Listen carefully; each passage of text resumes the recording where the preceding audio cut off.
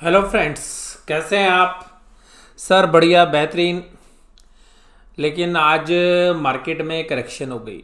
देखिएगा, मार्केट में करेक्शन जो होना है वो स्वाभाविक जो है मार्केट का रूप है। यानी कि हम ये कह सकते हैं कि नेचर है मार्केट का कि मार्केट एक तरफा नहीं चला करती हैं और मार्केट एक तरफा चल रही थी। लेकिन अब मार्केट के अंदर जो बड़े प्लेयर्स हैं जो करीबन 3.5 महीने से एक रैली कर रहे थे, वहाँ पर अब एक प्रॉफिट बुकिंग का जो है दौर जो है देखने के लिए मिल रहा है। और अभी भी एफएनओ की जो है मंथली एक्सपायरी है और कल 26 जनवरी को छुट्टी है, तो 2 एक्सपायरी डे के लिए जो है 2 दिन बचे हुए हैं ट्रेड के लिए। और पोजीशंस इस तरीके से बनी हुई थी कि सभी लोग जो है बहुत तेज़ी में थे और बड़े प्लेयर्स जनरली अपनी हेज करते हैं पोजीशंस। तो वहाँ पर आज निफ्टी स्टॉक्स के अंदर एक रिजल्ट के बाद जो है प्रॉफिट बुकिंग का दौर जो है देखने के लिए मिल रहा है। तो जहाँ जहाँ रिजल्ट्स आ रहे हैं वहाँ पर चीज़ें भी ओपन हो रही हैं। तो बंद मुट्ठी लाख की, खुल गई तो खाक की। तो मुट्ठी जैसे ही खुल रही है तो मार्केट जो है उसको समझ रही है और उसके हिसाब से जो है रिएक्ट भी कर रही है। आज कोटक महिंद्रा बैंक के रिजल्ट्स आए, मार्केट के ने उसके भी असेट्स क्वालिटी के कंसर्न्स देखे।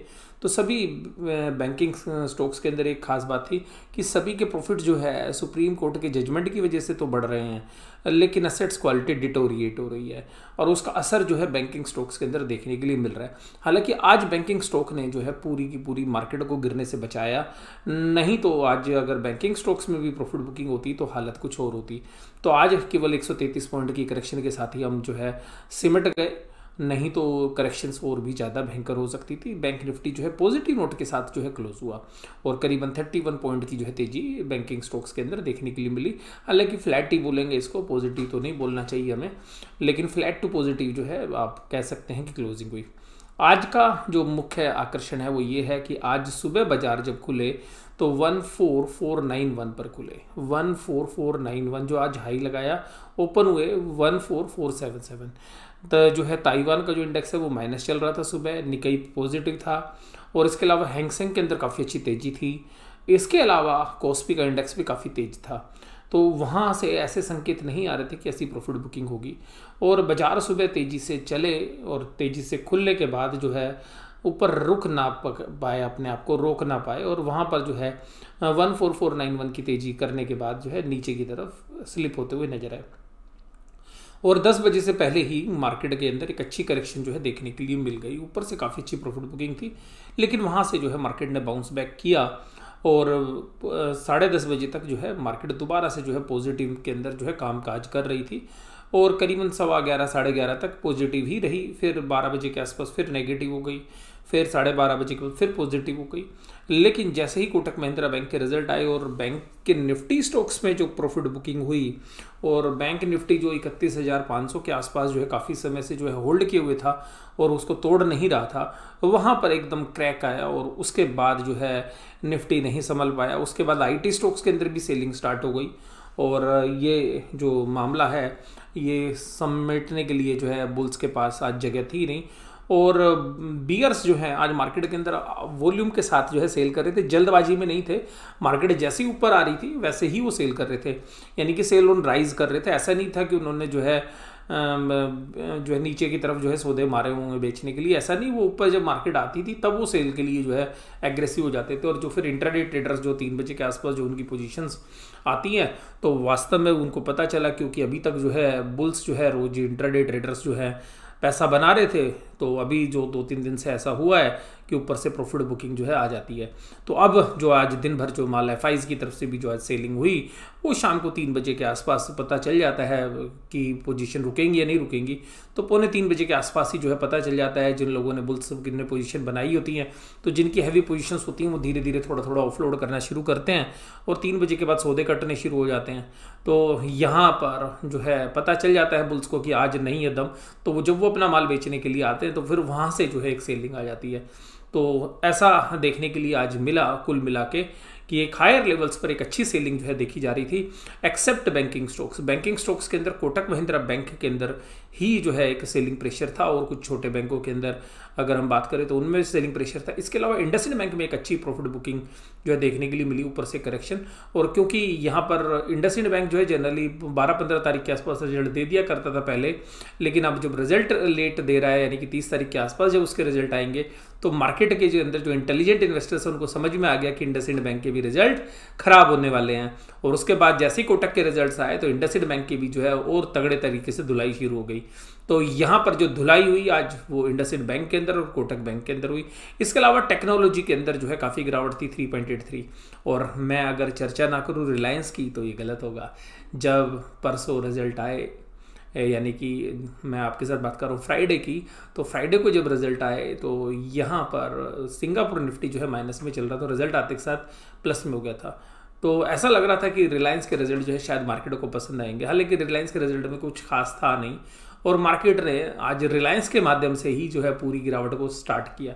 तो आज की जो गिरावट का श्रेय था वो रिलायंस के नाम था, और रिलायंस में अभी भी चीज़ें जो है साफ नहीं हो रही हैं, और जो इन्वेस्टर्स हैं वो ये नहीं समझ पा रहे हैं कि बैलेंस शीट में इतना बड़ा कैश रखने के बावजूद भी जो है डेट बैलेंस शीट में काफ़ी बड़ी मात्रा में अभी भी है, और कंपनी उस डेट को रीपे नहीं कर रही है और बदले में कैश रखे हुए है। तो कुछ कंसर्न्स वहाँ से भी हैं। और यहाँ पर आज की जो चर्चा अगर हम करें तो ग्रासिम के रिजल्ट्स के बारे में भी बात करनी चाहिए। ग्रासिम आज का जो है टॉप लीडिंग जो है स्टॉक था, और ग्रासिम ने आज एक धमाका जो है मार्केट के अंदर किया। 10% की तेजी भी जो है सुबह के सेशन के अंदर चल रही थी। और ग्रासिम से जो खबर आई थी वो ये थी कि एक ऐसी इंडस्ट्री जिसके अंदर पी रेशो काफ़ी ऊपर के लेवल पर मिलते हैं, यानी कि हाई पी रेशो जो कमांड करती है जो इंडस्ट्री, यानी कि पेंट इंडस्ट्रीज़, उस पेंट इंडस्ट्रीज़ के अंदर ये एक बड़ी इन्वेस्टमेंट जो है करने जा रहे हैं, और इंडिया के अंदर एक बड़ी पेंट कंपनी जो है ये स्टार्ट कर सकते हैं। तो यहाँ से जो अनाउंसमेंट आई उसके बाद जो है ग्रासिम के अंदर एक 10% की तेज़ी देखने के लिए मिली, और उसका असर जो है बाकी पेंट कंपनीज़ पर जो है आपको देखने के लिए मिलना ही था, और वो मिला भी। और एशियन पेंट्स का जो शेयर्स है वो आज नेगेटिव टेरिटरी के अंदर ही जो है क्लोज हुआ। इसके अलावा कैंसाई नेरोलैक के शेयर्स पे भी काफ़ी अच्छी गिरावट थी, और बाकी इसका जो एनालिसिस हम दूसरी वीडियो के अंदर जो है आपके साथ करने की चेष्टा करेंगे। इस एनालिसिस के अंदर एक चीज़ साफ थी कि ये बुल्स जहाँ पर भी थोड़ी सी पोजीशंस बची हुई है वो उसको भी खींचने की कोशिश कर रहे थे, इसलिए हीरो मोटोकॉर्प के अंदर भी आज आपको ऊपर के भाव देखने के लिए मिले। एक्सिस बैंक बैंकों के अंदर जो है काफ़ी पॉजिटिव तरीके से काम कर रहा था। HDFC ने भी जो है कमाल संभाली हुई थी। HDFC बैंक की मैं चर्चा आपके साथ करूँ तो जो शेयर्स आज चलने में तेज थे वो देखिएगा, वो थे आज ग्रासिम। तो ग्रासिम 5.87 की तेज़ी के साथ जो है क्लोज हुए, और ये जो तेज़ी थी ये जो है एक समय मैंने आपको बताया कि 10% से भी ज़्यादा की थी, और इसके जो हाई थे वो 1114 के थे। ये इसके जो 52 वीक हाई भी हैं। UPL का जो शेयर है इसमें अच्छी तेज़ी है, और देखिएगा जब से कॉर्पोरेट गवर्नेंस की खबर आई और इसकी जो पिटाई हुई थी उसके बाद कितनी अच्छी तेज़ी जो है ये शेयर बनाए हुए हैं। सिप्ला के अंदर देखिएगा जब भी मार्केट नीचे गिर रही है, फार्मा के अंदर जो है सेफ्टी नज़र आने लगती है लोगों को, तो सिप्ला में तेज़ी थी, हीरो मोटोकॉर्प में तेज़ी थी 2% से ज़्यादा की, एक्सिस बैंक में 2% की तेज़ी थी।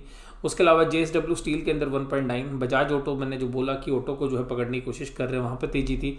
HDFC बैंक के अंदर 1.62% की तेज़ी थी। Sun Pharma 1.61, Bajaj Finserv 1.31, Divi's lab 1.05, doctor Reddy 0.86, ICICI bank 0.66।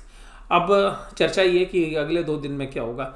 अगले 2 दिन में ध्यान रखिएगा HDFC बैंक, अगर मार्केट को नीचे आना है तो HDFC बैंक को एक्सपायरी वाले दिन अगर FIs ने वास्तव में नीचे मंदी काटनी है तो मंदी काटने के लिए देखिएगा HDFC बैंक टारगेट बनेगा एक्सपायरी वाले दिन, या हो सकता है कि बुधवार से ही के मिड से ही दोपहर से ही जो है इसके ऊपर प्रहार शुरू हो जाए।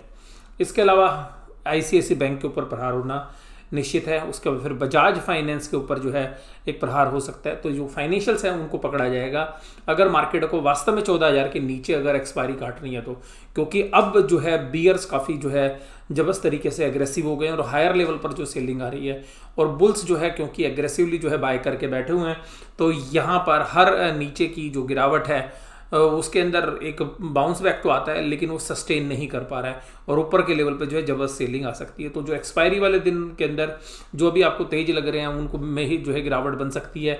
एक्सिस बैंक तो जो आज आपको वीक स्ट्रॉन्ग लग रहे हैं वो आपको हो सकता है 2 दिन बाद वीक लगे। तो एक्सिस बैंक तो अभी जो है बियर्स जो है वो दूसरी जगह माल बेच रहे हैं और यहाँ पे जो है इनको उठने के लिए छोड़ दिया कि इनको उठाइएगा थोड़ा सा ऊपर, तो फिर वो यहाँ पर जो है सेल कर सकते हैं।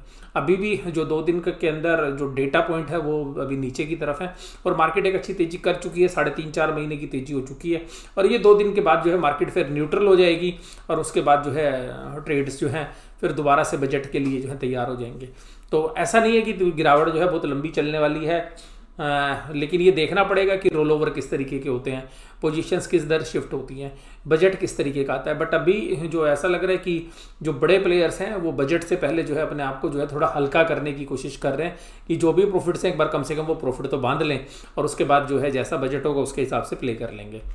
और गिरावट थी देखिएगा रिलायंस के अंदर 5.58, इंडसइंड बैंक 5.52, HCL टेक के अंदर 3.83, Tata Motors 3.68, Eicher Motor 3%, Asian Paint 2.99, UltraTech 2.94, BPCL 2.66। तो ये गिरावट के कैंडिडेट थे।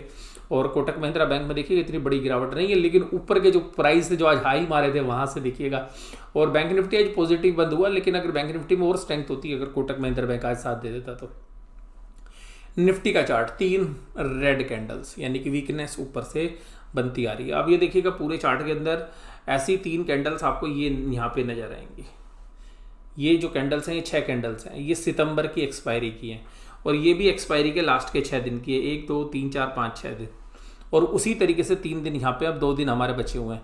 तो ये अब कुछ ऐसा लग रहा है कि जो सितंबर की एक्सपायरी हुई थी कहीं उसी को रिपीट ना कर दे। हालांकि उसके बाद एक बहुत अच्छी तेजी जो है बनी थी उस एक्सपायरी के बाद, ये भी आपको जो है याद रखना चाहिए।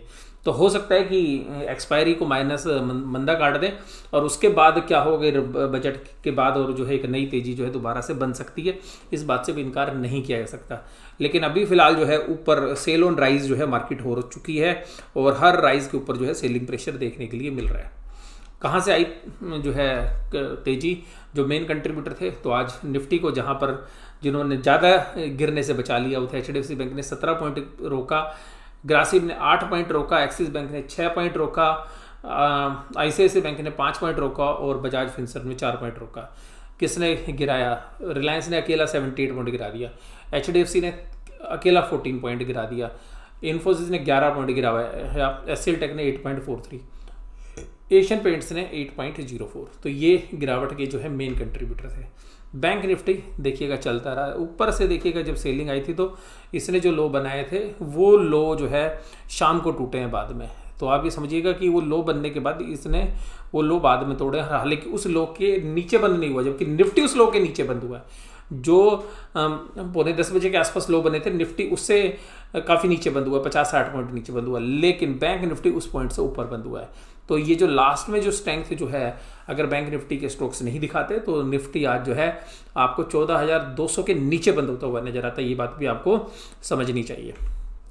आप देखिएगा जो कैंडल है वो भी देखिएगा, इसकी छोटी कैंडल है जबकि निफ्टी की जो है वीक कैंडल है। तो ये भी हालांकि 3 कैंडल रेड हैं, लेकिन यहाँ पे इसमें जो है अगर 5 दिनों में देखेंगे तो शुरू के 2 दिनों में स्ट्रेंथ थी, लेकिन अभी 3 दिन जो है अब ये बैंक निफ्टी जो है आज कम गिरा है। तो हो सकता है कि वेडनेसडे के सेशन के अंदर इसमें भी वीकनेस आ सकती है अगर मंदी की तरफ पोजीशन बनती है, और अगर कोई टेक्निकल बाउंस बैक जो है वो भी आ सकता है। लेकिन एक्सपायरी के अंदर जो लास्ट दिनों के अंदर जो है वॉल्यूम्स बहुत बड़े होते हैं, बड़े प्लेयर्स के हाथ में पूरा कंट्रोल होता है, और अभी ऐसा लग रहा है कि बियर्स जो है काफ़ी जबरदस्त तरीके से कंट्रोल कर रहे हैं।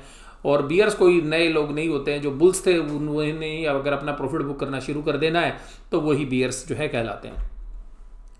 और कहाँ पर आज जो है मेन कंट्रीब्यूटर थे बैंक निफ्टी में, HDFC bank 126 point, axis 50 points, ICI 35 point और बैंक ऑफ बड़ौदा 2.75। गिरा कौन रहा था? Kotak Mahindra bank 80 point, IndusInd bank 40 point, SBI 29.26 यानी कि 30 point, IDFC first bank 10 point, बंधन बैंक 8 पॉइंट। तो यहाँ से आ रही थी गिरावट।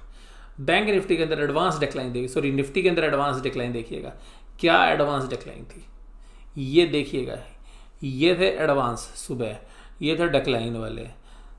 मार्केट गिरी, एडवांस खत्म, डिक्लाइन करने वाले बढ़ गए, शाम तक एडवांस वाले नीचे आ गए, डिक्लाइन वाले ऊपर चले गए। तो इसका मतलब है मार्केट अपने लोएस्ट पॉइंट पर बंद हुई है। FIs के डेटा क्या है? FIs की सेलिंग है 765 करोड़ की, यहाँ से एक और बात जो है समझ में आ रही है कि वीकनेस अभी भी है। और ये जो डेटा पॉइंट्स है, क्योंकि मैंने आपको पिछली वीडियो में भी बोला था कि जब तक एफआई सेलिंग नहीं कर रहे तब तक कोई दिक्कत नहीं है, जिस दिन एफआई सेलिंग करना शुरू कर देंगे उस दिन दिक्कत आएगी। और अभी तो देखिएगा डीआईज की सेलिंग नहीं थी बिल्कुल भी, तो हो सकता है कि अब अगले 2 दिन के अंदर एफआईज जो है अपनी फ्यूचर्स एंड ऑप्शंस की जो पोजीशंस हैं उनको स्केयर ऑफ करेंगे।